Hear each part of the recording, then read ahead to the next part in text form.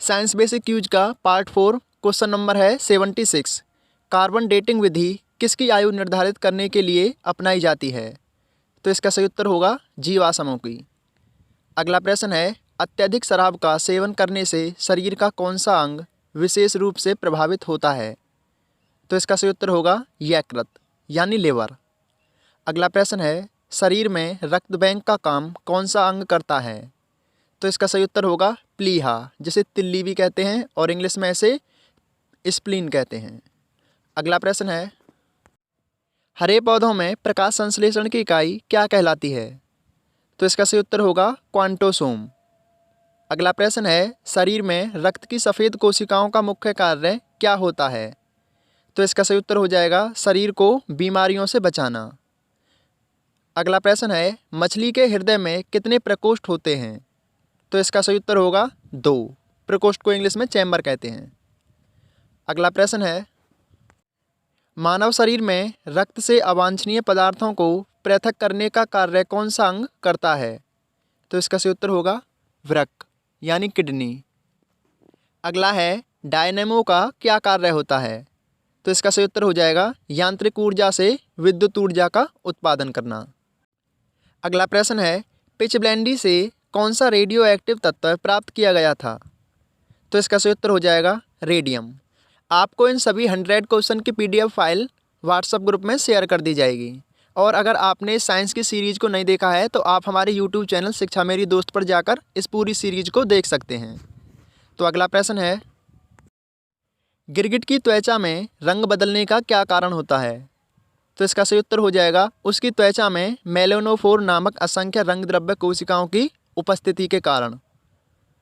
अगला प्रश्न है, प्रकृति में सबसे अधिक मात्रा में पाए जाने वाला कार्बनिक यौगिक कौन सा है? तो इसका सही उत्तर हो जाएगा सेल्यूलोज।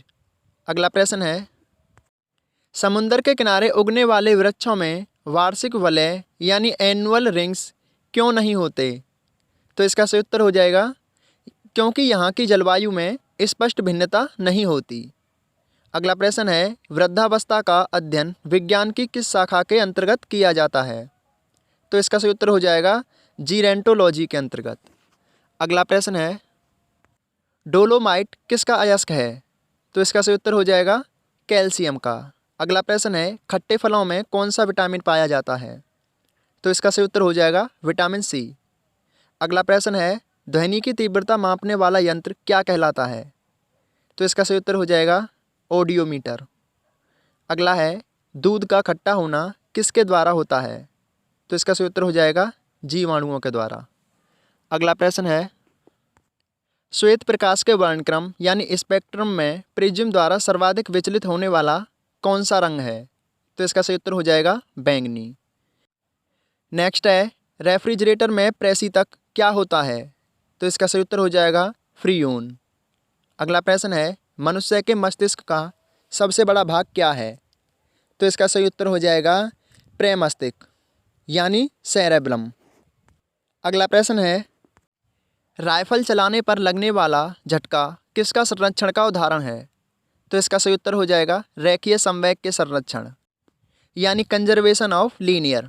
अगला प्रश्न है, चंद्रमा पर वायुमंडल ना होने का क्या कारण है? क्योंकि चंद्रमा पर सभी गैसों का वर्ग माध्यम मूल वेग उनके पलायन वेग से अधिक है। अगला प्रश्न है, मानव शरीर में सबसे छोटी ग्रंथि क्या है? तो इसका सही उत्तर हो जाएगा पिट्यूटरी। अगला प्रश्न है, एंजाइम मूलतः क्या है? तो इसका सही उत्तर हो जाएगा प्रोटीन। अगला प्रश्न है, पित्त का निर्माण शरीर के किस भाग में होता है? तो इसका सही उत्तर हो जाएगा यकृत यानी लिवर। अगला प्रश्न है, कृष्ण छिद्र यानी ब्लैक होल सिद्धांत को प्रतिपादित किसने किया था?